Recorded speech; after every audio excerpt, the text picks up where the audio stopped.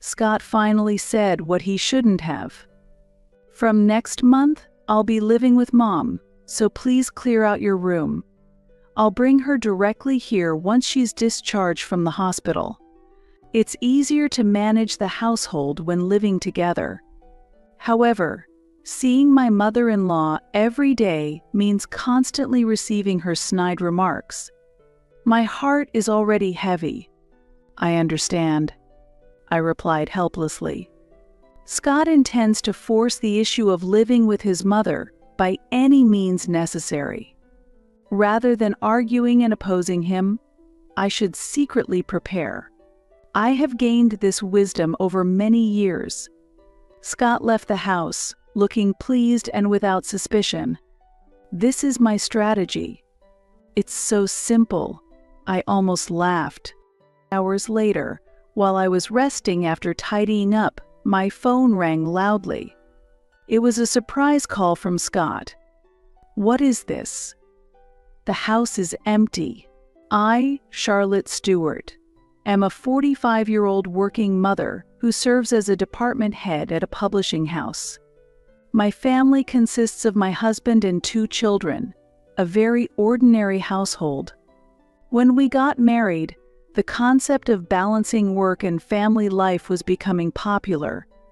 At that time, it was common for women to become housewives after marriage, but Scott supported my decision to work.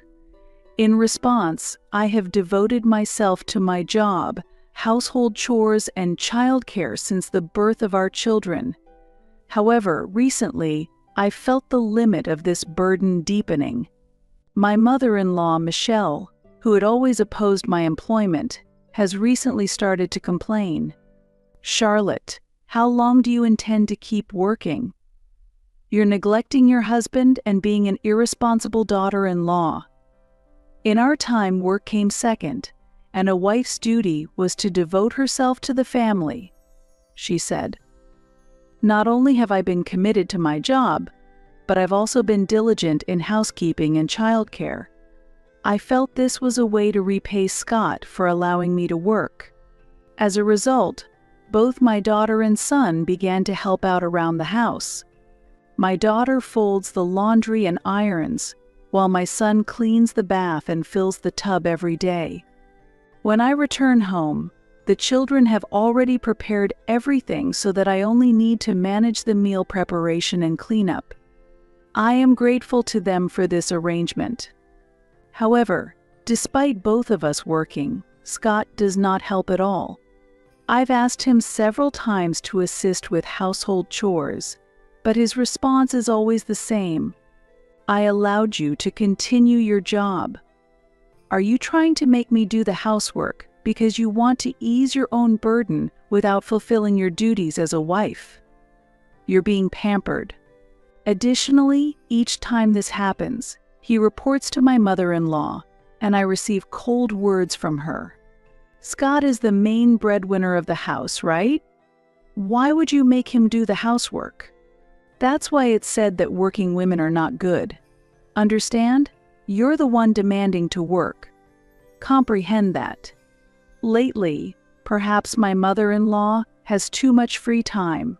Every night, such unpleasant calls come in.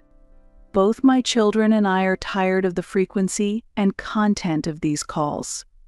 Recently, my children often pretend they are calling me to hang up the phone. Indeed, I'm grateful that I was allowed to work, but why must I be criticized so much? I'm handling both housework and childcare alone. Even my mother-in-law should understand how hard it is to balance housework and childcare. What does she want from me? Currently, I am under considerable stress. Having my children on my side is my only comfort. This feeling is due to issues related to Scott's salary. In fact, Scott's salary is not very high, rather, it's on the lower end. He failed to find a good job initially and managed to get a position at a small company through relatives. If he had strived, I would have supported him without complaint, despite the low income. However, Scott was disappointed with his employment through connections. At first, he often complained I should have worked at a much larger and more prestigious company. He just did the work he was told to do and neglected efforts for promotion or to find another job. If he really had the skills, he would have continued to learn and upgrade his skills while working and made efforts to find a new job. But Scott neglected such efforts. As a result, his salary has remained limited to minor raises, with his performance pay and commissions always minimal.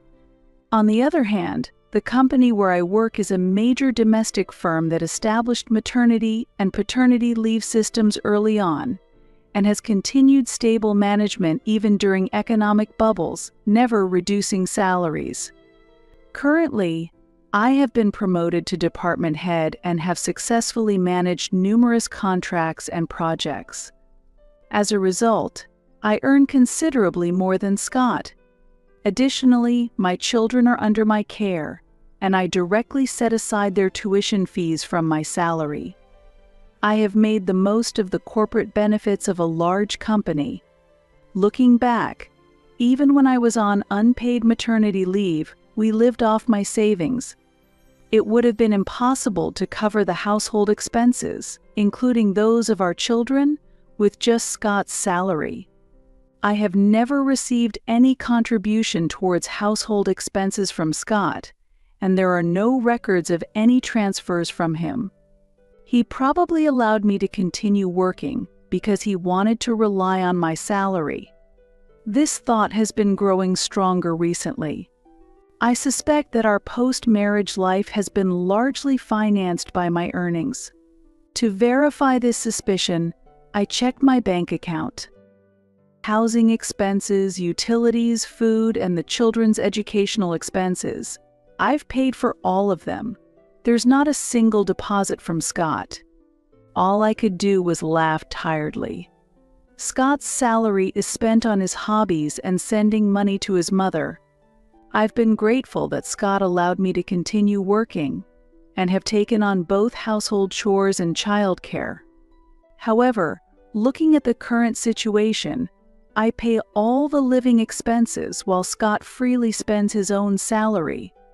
As the main financial supporter, I can say that I am the pillar of the family. Scott can afford to act freely because I cover the living expenses, and any favor of letting me work has been fully repaid. Yet, Scott always says, "I'm supporting the family. If you have a complaint, you can leave." On what basis does he make such claims? He might be under the mistaken impression that he's handling the living expenses while freely spending his own salary. It's completely baffling and incomprehensible. Sometimes I think about the outcome if I took the children and left the house, excluding all living expenses I've been covering. Or if I confronted him with this bank account and ordered him to leave the house, would Scott obediently comply? However, claiming himself as the pillar of the household, he might report me again to his mother. Does his mother understand the difference in our incomes? No, if she did, she wouldn't make such sarcastic remarks. She must think of him as a wonderful son who supports the family and has graciously allowed me to work. How would she react if she knew the truth about our incomes? Perhaps she would turn against Scott and come to my side. However, I want to avoid such a situation. What would become of Scott and his mother if I left? Sometimes, fed up with her harsh words, I find myself pondering this. While I was lost in these thoughts, my mother-in-law fell at home and injured her leg. She will need to be hospitalized for a while for treatment and rehabilitation. Since my father-in-law passed away before our marriage and she lived alone, either Scott or I would need to take care of her. Why are you leaving me to suffer? Hurry to the hospital. My leg hurts so much I can't move, and there's a lot I need to ask of you. She called me immediately during her hospitalization. When I answer the phone, she only demands things bring this. I want that. When I tell her I'm at work, she berates me fiercely. Because of my busy work schedule, I've decided to leave her care to Scott. The cold remarks from her due to my job are particularly stressful. Now, I think the best solution is to have Scott go to the hospital and placate his mother. When I ask Scott to take care of his mother, he immediately complains. "Why don't you look after Mom, Charlotte? I'm working too," he says. Despite being her son, he tries to push all the responsibility onto me. I think he should handle it himself, at least for the first few times. Suppressing my feelings, I respond, "I'm also working, and there are household chores. If you could help with the housework, I could go too. I think your mother would be happier to see you there." This is the truth. My mother-in-law may think of harassing her daughter-in-law as a way to relieve stress, but when mobility is limited, it's better to think positively and speak positively. For various reasons, I have been intentionally avoiding caring for my mother-in-law. On the other hand, I take care to wash and fold her laundry neatly and pack it in her bag. When she requests shopping, I pay close attention to the specific products she wants. I don't mind if these are seen as Scott's achievements, even if I am the one who is criticized. Right now, I especially want to avoid hearing her sarcasm. Fortunately, my predictions were correct. Day by day, my mother-in-law greets Scott with a smile. Being pampered by her son seems to greatly please a mother with her personality. Having her beloved son nearby seems to make her happier than making sarcastic remarks. She eagerly awaits Scott's visits every evening after work, looking forward to their conversations. She hands the shopping list to Scott, and since her hospitalization, she hasn't called me even once. Seeing her smile, Scott feels he is doing good deeds, and he returns home in a good mood. At night, when Scott comes home, he passes me the laundry and shopping lists without complaining as before.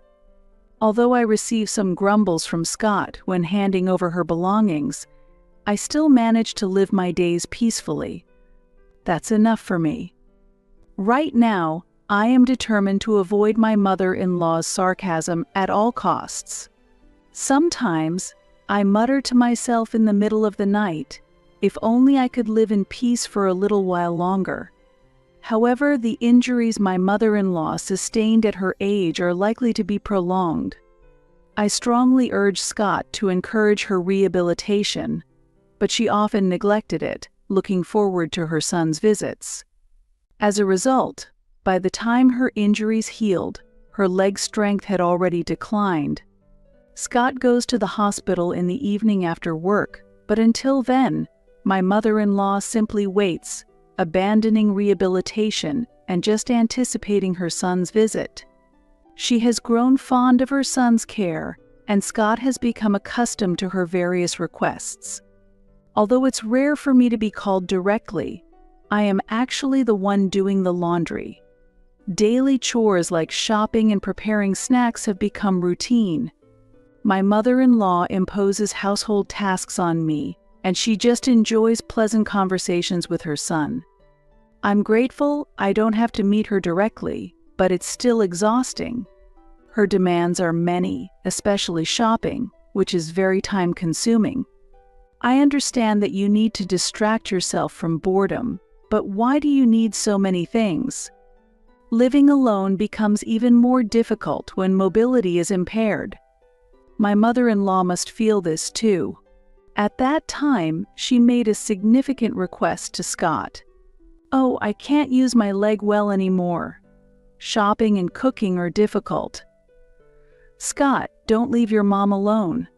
Of course, Scott supports her. "That's a good idea. Let's live together. It will be more convenient for you if Charlotte takes care of you." These two decided to live together without considering my opinion. Scott finally said what he shouldn't have. "From next month, I'll be living with Mom, so please clear out your room. I'll bring her directly here once she's discharged from the hospital. It's easier to manage the household when living together. But that's only from the perspective of the mother-in-law. Every day, facing my mother-in-law would only result in receiving her snide remarks. My heart is already heavy. I understand, I replied helplessly. Scott intends to force the issue of living with his mother by any means necessary. Rather than arguing and opposing him, I should secretly prepare. I have gained this wisdom over many years. Caught between the excitement of Scott and my mother-in-law about the cohabitation, I was considering my escape options. I have a personal room in our home where I gather and study business-related documents. This room contains many books and files. It serves as a study and a workspace, and it is an essential space for the current me. However, Scott has demanded that I give up that room. Losing that room could disrupt my work, potentially causing me to come home even later. Alone, looking at the bookshelf, I muttered to myself, what should I do with these books and documents? It would be a big problem if they were discarded or damaged. Considering living with my mother-in-law, it's clear that these items should not stay at home. It may sound like something out of a TV show, but there really is a risk of the books and documents being thrown away. Especially, the items that are known to be valuable to me are often the first to be tampered with. If I say something, my mother-in-law will feign ignorance and seek Scott's help. Oh, I didn't know these were important documents. Oh, Scott, I'm not at fault yet Charlotte is mad at me. Help me. Once we start living together, there will be no place for me to rest in this house. Continuing to work while being constantly blamed, my spirit will wear thin. What should I do? In this house. Because my mother-in-law is coming to this house, I am. Suddenly, an idea struck me. Why hadn't I realized this simple solution earlier? It seems I was more exhausted than I thought from dealing with her cold remarks and taking over caregiving. It felt as though the fog that had been clouding my vision was gradually lifting. Right, there's absolutely no reason for me to hold back. Why didn't I see such a simple thing before? I murmured and immediately began to prepare. Time passed, and the day of my mother-in-law's discharge arrived. Scott had taken the day off and seemed excited from the morning. Look, from now on, I'll properly take care of Mom. I won't let you do what I've been doing while she was hospitalized, Scott declared, and I quickly changed the subject. That's right, take this. Your mother has been hospitalized for quite a while, after all. The hospital food is bland and not very filling, so she must have been unsatisfied. Since discharge procedures and packing will take us close to lunchtime, why don't you take her out for some delicious food? It's a special day off, and a drive just for the two of you would be nice, right? I'm sure she will enjoy it, I suggested, handing Scott a larger amount of cash than usual. While Scott did have an allowance for living expenses, the amount I gave him this time was significantly more than his usual monthly allowance. Scott was thrilled by the unexpected windfall. Wow, you really think on your feet, don't you? Then I'll use this money to take Mom out for a drive. I'll let you know what we decide about dinner.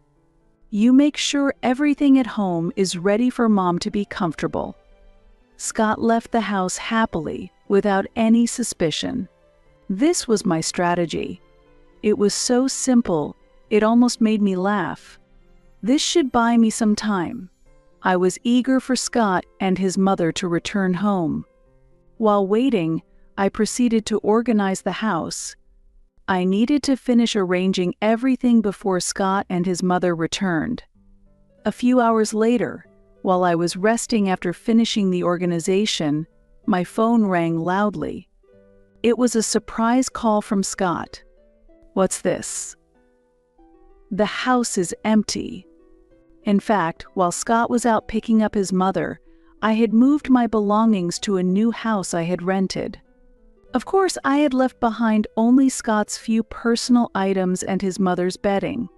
"Oh, you're back already? You said to clear out the room, so I cleared out the room and the living room to make sure your mother could be comfortable.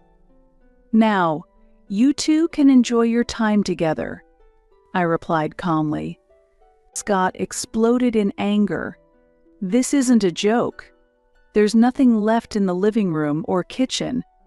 How could you do this when I'm the one supporting us?" The familiar line was thrown out again. How foolish to believe that he could demonstrate superiority. No, in reality, I was the one supporting the family, and that included you. You've been spending your salary on allowances for your mother and on your own pleasures, haven't you?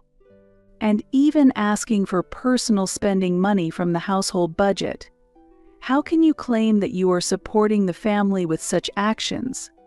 Scott was surprised by my challenge but quickly retorted. His theory was completely nonsensical. "Quiet. As a man, I am the head of the house. You, as my wife, should obey. Put the furniture back immediately." "No, I won't. The living room furniture and the kitchen appliances were all purchased with my salary. Don't worry, the children are with me. I've paid for the rent, utilities, and groceries. In short, I am the pillar of this house. Why did you proceed to live with your mother without consulting me? I can't stay with someone who acts so unilaterally. As you wished, from now on you'll have to fend for yourself," I said. And it seemed like Scott had an epiphany. "Wait, what about the rent for this house?" "Yes, I will cover all payments until the end of this month, but from next month, I'll pass that responsibility to you. The payments for electricity, gas, and internet have already had their direct debit stopped, so you'll need to manage those yourself," I said. It seemed Scott finally understood the situation. In response, his mother exploded in anger, raising her voice in a frenzy. "I can't believe I have such a terrifying daughter-in-law. What are you thinking, using the fact you work to pressure him? Enough is enough. I plan to live here luxuriously with Scott." At that moment, I wondered if she truly understood the reality of Scott's income. Living a luxurious life would indeed be wonderful. However, whether that's possible depends on your son's income. "Anyway, this is goodbye," I said calmly. "Wait, Charlotte, where are you?" Scott asked, but I hung up the phone and immediately blocked both his and his mother's contacts. What follows is as you might imagine. With Scott's salary from a small company where he showed little initiative, the amount left after paying rent and utilities was very minimal. In a house too large for a family of 4, Scott and his mother frequently clashed. "What is this? What kind of meal is this? Don't you care to feed your parents something decent?" His mother would scream. "Be quiet. If you have a complaint, make something yourself. You skip rehab and hate walking. You don't help with the housework at all. You're just a burden," Scott would retort. Thus, their lives seemed to be filled with tension and dissatisfaction. Due to neglecting rehab, his mother's leg strength had deteriorated, and she had become completely resistant to any form of physical therapy at home. Her inability to move as smoothly as before likely contributed to significant frustration. The woman who once showed deep affection for Scott had transformed, making unreasonable demands. Her change might be a symptom of early-stage dementia. Her pension alone places them in a very tough situation. If they move to a smaller, more suitable residence for 2, their life would likely become much easier. However, Scott doesn't seem to come up with such creative solutions. Since I cut off communication with Scott and his mother, I haven't received any messages from them. The children also blocked Scott and his mother's contacts when we started a new chapter as a family. Currently, Scott doesn't know where we live, and he has completely lost any means to seek help from us. If this situation continues, their living conditions will likely become unsustainable. With the help of my children, I've been able to secure a decent income and a nice apartment. The children each have their own rooms, and I use a spacious room as both my bedroom and workspace. The rent is a bit high, but the amount saved by separating from Scott allows us to comfortably afford it. Previously, the children suffered from their father's demeaning words towards me, but now they are enjoying a free and comfortable life. They are more serious about household chores now, and take responsibility for their tasks without being criticized by their father, willingly helping around the house. In such an environment where gratitude and praise are naturally extended when children help, I am truly relieved that we haven't gone down the wrong path. Today, after another busy day, it's time to return to the apartment where my beloved children are waiting.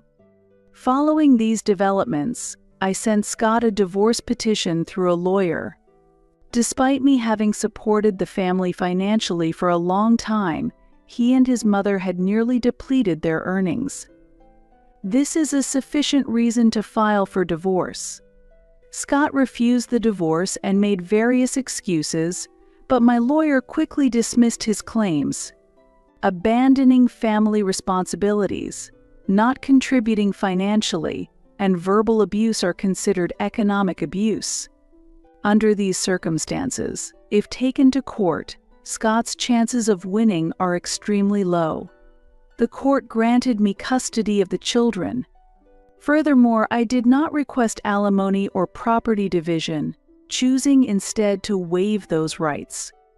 Because the savings I accumulated have all been earmarked for the children's future education, it would be completely unacceptable for me to give any of that money to Scott or his mother. My car is in my name, and fortunately, the house we lived in was a rental property, which helped us avoid further complications that could have arisen had we owned a home. Now, without facing criticism from anyone, I am able to focus on my work. This allows me to provide the kind of activities my children desire, for which I am grateful. Additionally, with the college funds that I have been gradually saving over time, combined with future income, I anticipate being able to cover at least the cost of my children's university education. Let's give today our all. I motivate myself as a new day begins.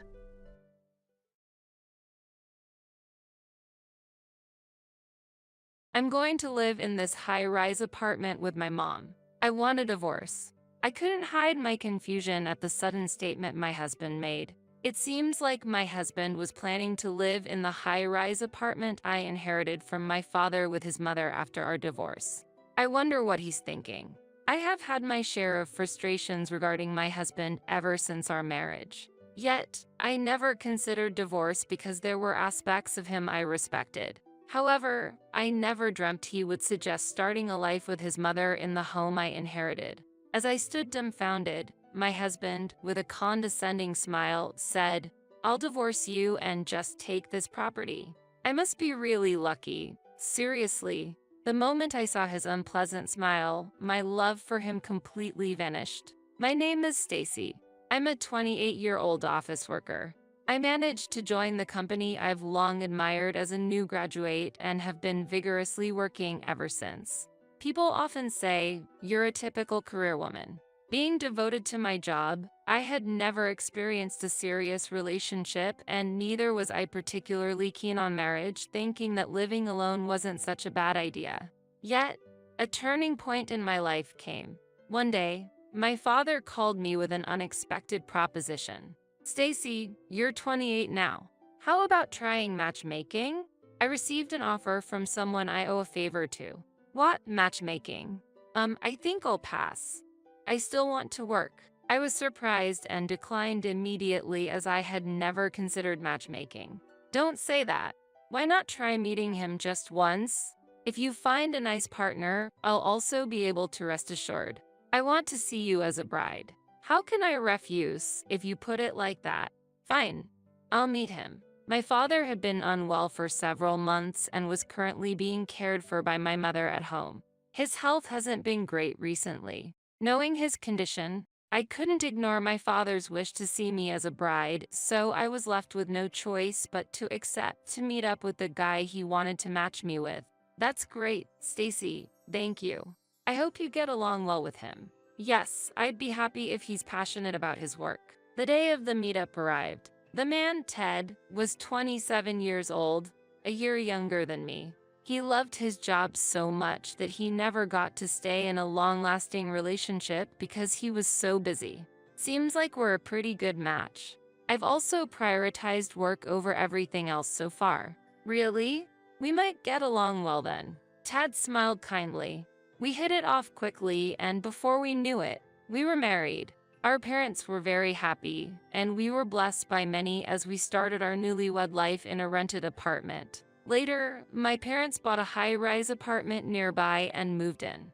It was challenging for them to live in the countryside. Having my parents close by was better for frequent visits and immediate support, so I was pleased they decided to move into the high-rise apartment. 2 years had passed since Dad and I got married. Our marriage, which started off smoothly, gradually began to face troubles. The issue was Ted's growing fondness for his mother, frequently inviting her over without discussing it with me. I wanted to spend quiet weekends after a busy week, but Ted started inviting his mother over without consulting me.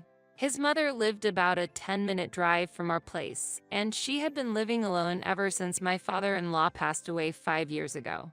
While he initially didn't invite his mother frequently, he recently started to invite her over every week. Oh, right. My mom is coming over today. When Ted casually mentioned it, I couldn't hold back any longer. What, again? But she was here last week and the week before.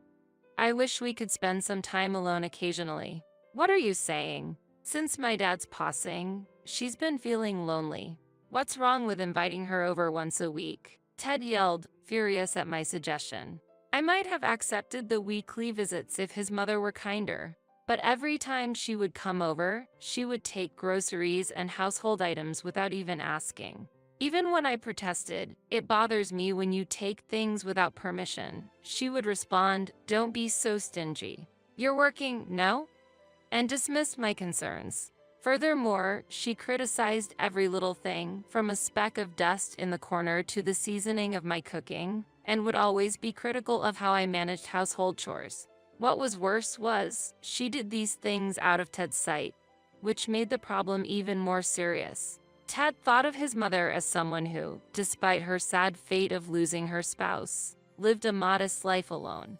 Ted, I've told you before, but your mother takes groceries without asking and always finds something to criticize about how I manage the household. It's frustrating, I said. You're lying again. My mom would never do such a thing. Stop belittling her. Ted shouted back, clearly angry. No matter how much I explained, Ted refused to listen. He loved his mother dearly and trusted her completely. Because of this ongoing situation, my affection for Ted had gradually faded. However, aside from the issue with his mother, Ted was rational. He was dedicated and diligent in his work, respected by his colleagues and subordinates, and often received calls for work-related consultations.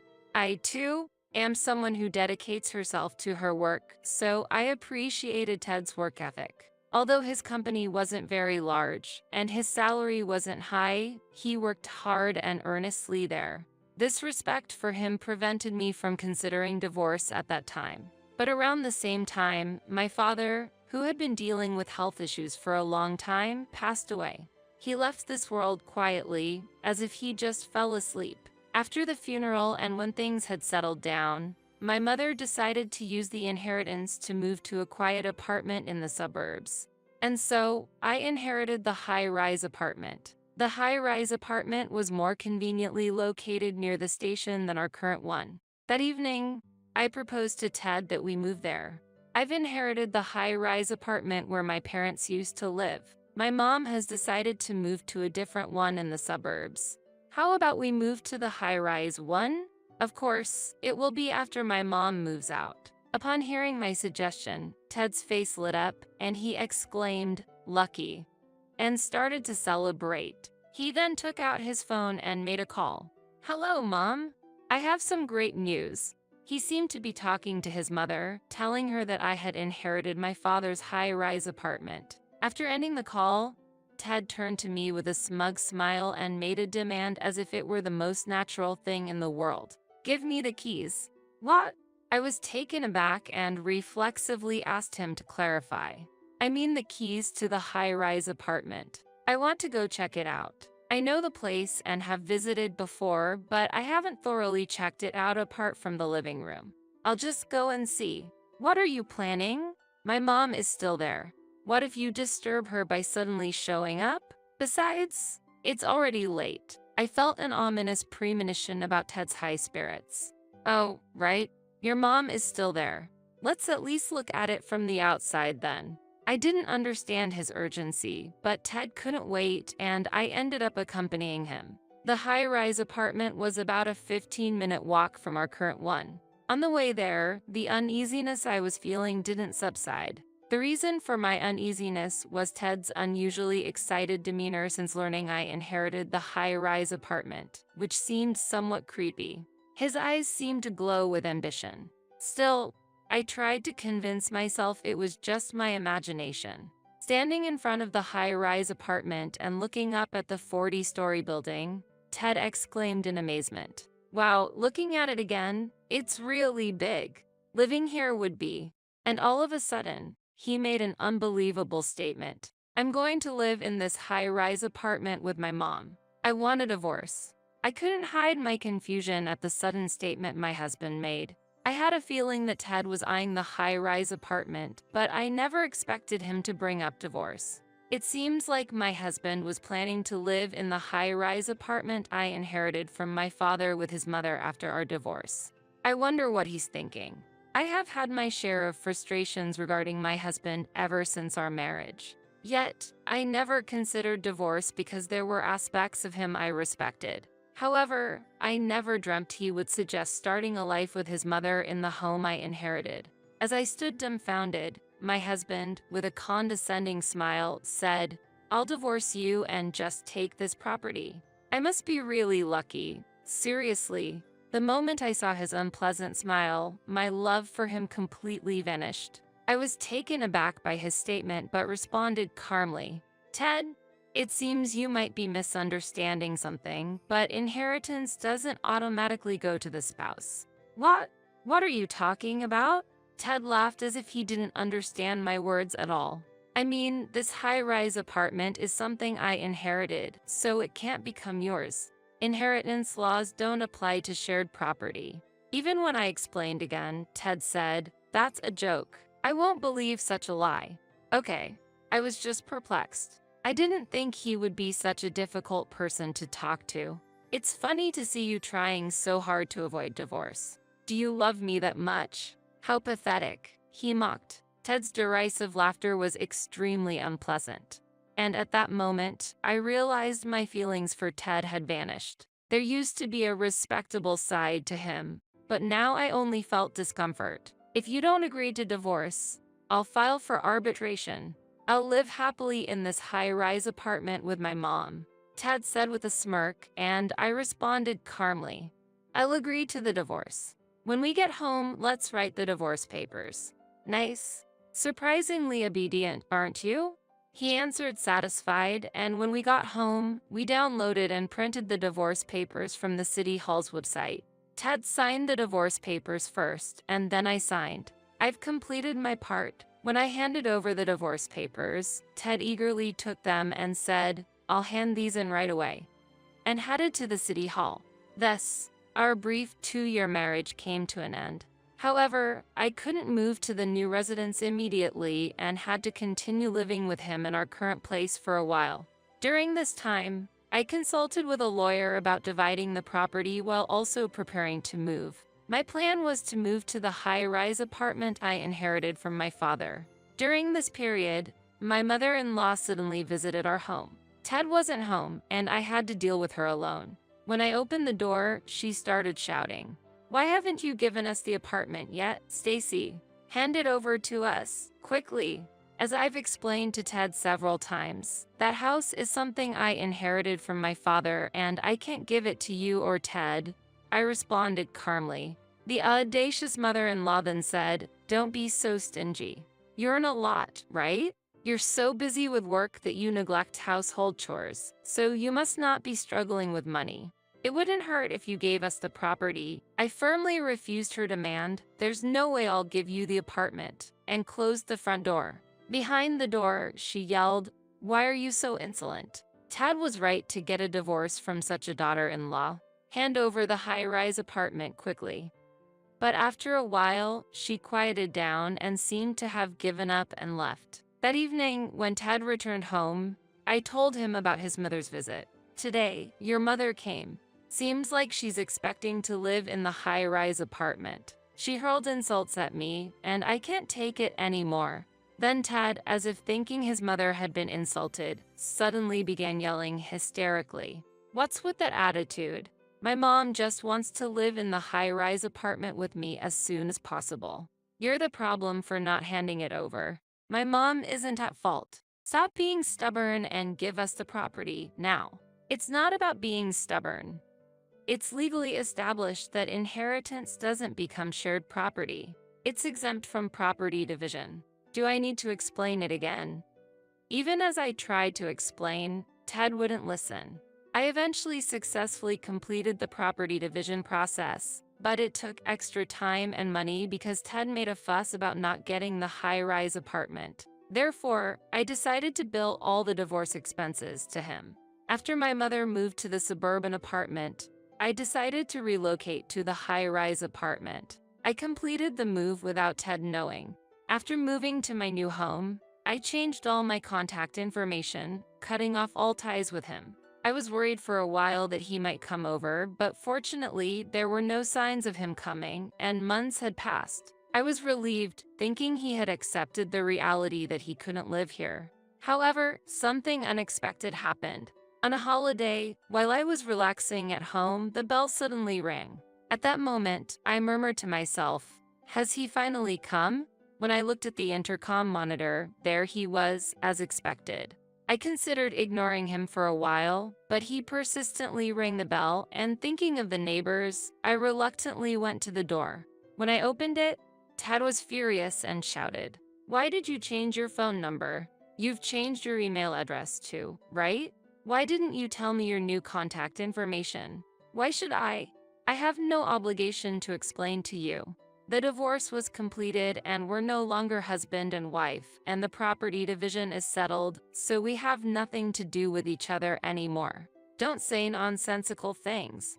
As I responded calmly, Ted became even more enraged. "Don't make lame excuses. I'm really angry. That's clearly not a lame excuse." Having a reasonable conversation with him was impossible, and it gave me a headache. Ted continued to shout as if he was about to pounce me. "Why can't I have this property? Because of that, I've been laughed at by my friends. It's all your fault." "Laughed at by your friends? What do you mean?"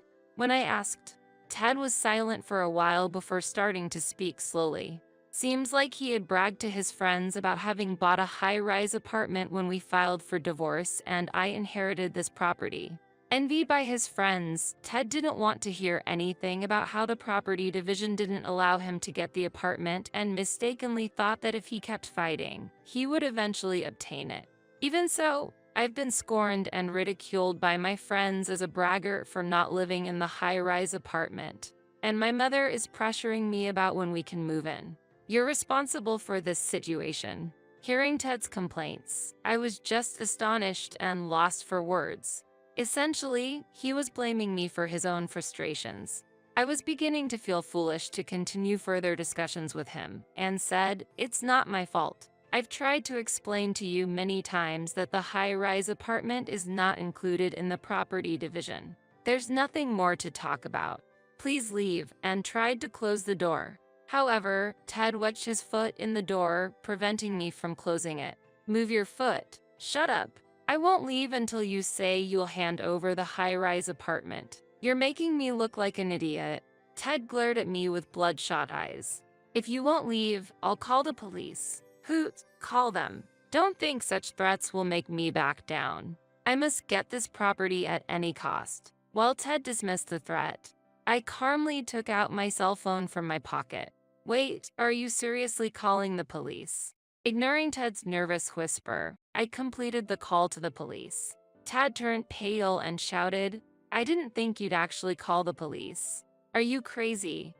and quickly left the scene. In the following days, life returned to normal, and it seemed the shock of being reported to the police made Ted avoid contacting me.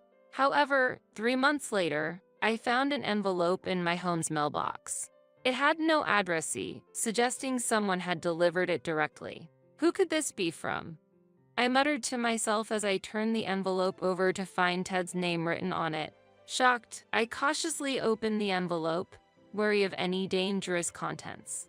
Inside were 3 letters, written in Ted's handwriting, detailing his recent circumstances. The letter began as follows: "To Stacy, since I can no longer reach you, I am honestly sharing my current situation through this letter. Please read it to the end." With a mix of curiosity and annoyance, I began to read the letter. As I read on, it became clear that soon after our divorce, Ted had found a new lover and planned to live with her and his mother in this high-rise apartment. However, when it became apparent that Ted could not secure this place, the lover, who was merely attracted by the allure of the apartment, left him. Moreover, Ted had given her expensive gifts, which made him go into a significant amount of debt. He had also talked about purchasing the high-rise apartment at work, leading to unbearable cold stares from colleagues, ultimately causing him to resign. It appeared that his mother, who had been counting on living in the high-rise apartment, had been spending extravagantly and was now facing tough times without the expected support from Ted. The letter concluded with "I have laid everything out honestly. So, please, I'm begging you, could you lend me some money? Just $10,000 would be enough. If you wish, we could even consider starting over." I had no intention of replying or reconsidering our relationship. Ted's assertive demeanor throughout the letter only elicited a sigh from me. It seemed that Ted was in a dire situation and had reached out to me for financial aid. I tossed the letter into the trash and immediately headed to the real estate agent. Given the possibility of Ted showing up at my current place and not wanting to receive such bewildering letters again, I decided to sell it, although it was a place I had inherited from my father, making me feel somewhat guilty. I believed my father would forgive me if it were for my happiness. My mother also agreed with my decision. I then proceeded to purchase another high-rise apartment, one with an even better location, which admittedly was quite expensive. However, thanks to my hard work and savings, I didn't hesitate to splurge on it. Of course, I didn't share my new address with Ted, so now I was finally able to live with peace of mind. I resolved to focus on my work again, renewing my commitment to my career.